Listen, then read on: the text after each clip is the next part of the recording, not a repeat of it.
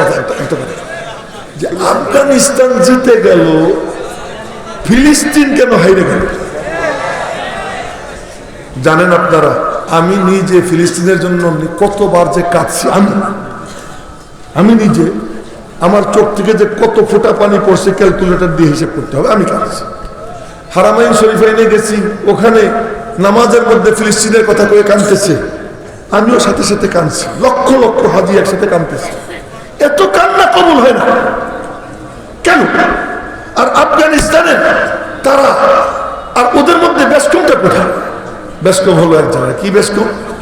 যে ওরা আমেরিকার সাথে যোগাযোগ করে, বাঁচাও।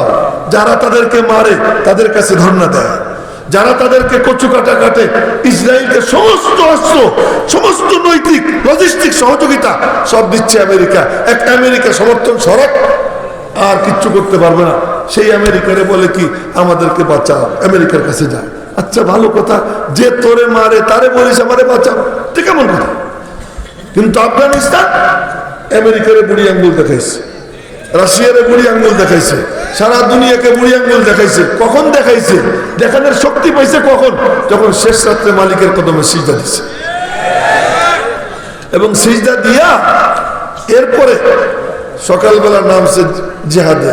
কি নিয়ে? পাথর নিয়ে। রাতের বেলা আল্লাহ কইছে, আল্লাহ বদর যুদ্ধে তুমি না খেজুরের ডালের তরবারির থেকে দাড়ি বানাই দিছো।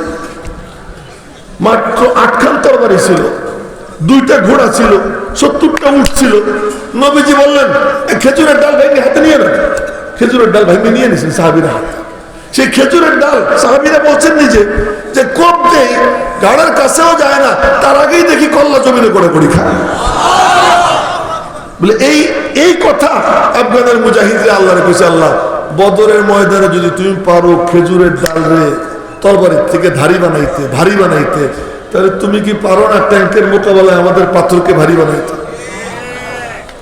এই মালিকের সাথে কথা বইলা এরপরে দিনের বেলায় যখন নামছে, সুবহানাল্লাহ, ওরা আসে ট্যাঙ্ক নিয়া, আর এই পাগড়ি বাইন্দা এই যায় মারে, ট্যাঙ্ক উল্টে যায় পাথরে।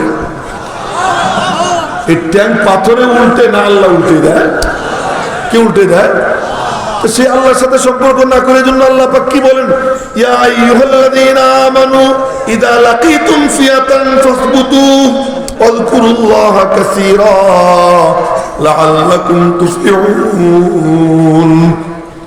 একটা হলো ময়দানে মজবুত হয়ে থাকা। শুধু মজবুত হয়ে থাকলে হবে না, কামিয়াবির জন্য, সালাহের জন্য, ফালাহের জন্য এবং বিজয়ের জন্য দরকার হলো কি, আল্লাহর কাছে সাথে যোগাযোগ রাখা, লিঙ্ক রাখা। যে জিকির বেশি করবে, আল্লাহর সাথে সম্পর্ক রাখবে, আল্লাহ তাকে বিজয় দান করবে। মেরে মোহতারাম ভাইও, ফিলিস্তিনে ওই জিকির নাই, সিরিয়ায় ওই জিকির নাই, লেবাননে ওই জিকির নাই। বলে ইরানের মতো কুত্তা, ইরানের মতো শয়তান, ইহুদিও না। কারণ হলো এর নাম হলো শিয়া।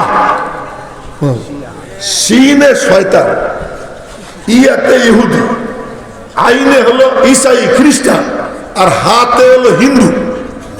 হাতে হিন্দু। তো শয়তান, ইহুদি, খ্রিস্টান, হিন্দু, এই 4টা মিলের যে বান্দ্রামি, এই পুরো বান্দ্রামি যখন একত্রিত হয় তখন একটা শিয়া তৈরি হয়। এই শিয়ারা তাদের দেশে ডাইকে নিয়ে হানিয়ারে মারছে। এই শিয়ারা তারা ফিলিস্তিনদের সামান্য একটু মদত দিয়া, ওই খোঁচা দিয়া 1200 জনের মাইরা, এই 1200 জনের মাইরা আজকে প্রায় 1.5 লক্ষ ফিলিস্তিনিকে ওরা মারাইছে। খালি কয় কি, মারবো, আইতেছি, আর কিচ্ছু করে না। ইহুদের থেকেও খারাপ, ইহুদের থেকেও এই শিয়ারা কি খারাপ। শিয়া মুসলিম ভাই ভাই ওরা বলে যে নবীজির কবরের উপরে থুতু দিছিল। এই ইরানের প্রেসিডেন্ট রাফসানজানি নবীজির কবরের উপরে থুতু দিছে। ওই দিন আব্দুর রহমান হুজাইফি, এখন উনি জিন্দা আছে, আব্দুর রহমান হুজাইফি, তারপরে দিন শুক্রবার ছিল, উনি এমন গাইলেছেন, পরে রাফসানজানি যায় নামাজ গুটাইয়া মসজিদ থেকে বের হয়ে গেছে। এরপরে এই সৌদি, বর্তমানে ওর নাম তো কইতে আমার ঘৃণা লাগে, বিন সালমান, আগে টুক বলবো না, বিন সালমান।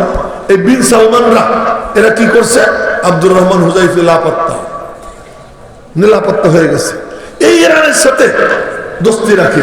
ওই তুরস্ক মুনাফিক ইহুদির সাথে কূটনৈতিক সম্পর্ক কায়েম করে, কার উপরে ভরসা করে আমরা নাচানাচি করি। এই জন্য বলি আল্লাহর দোহাই আপনাদের কাছে, ওলামা তলামাদের কাছে এবং সারা বিশ্বের মুসলমানদের কাছে, এর কোন শক্তি যারা ক্ষমতায় বসা এর প্রত্যেকটা, কেউ ইহুদির দালাল, কেউ খ্রিস্টানের দালাল, কেউ রাশিয়ার কুত্তা, কেউ আমেরিকার কুত্তা, কিন্তু এরা একজনও আমার আল্লাহর সাথে কোনো সম্পর্ক রাখে না।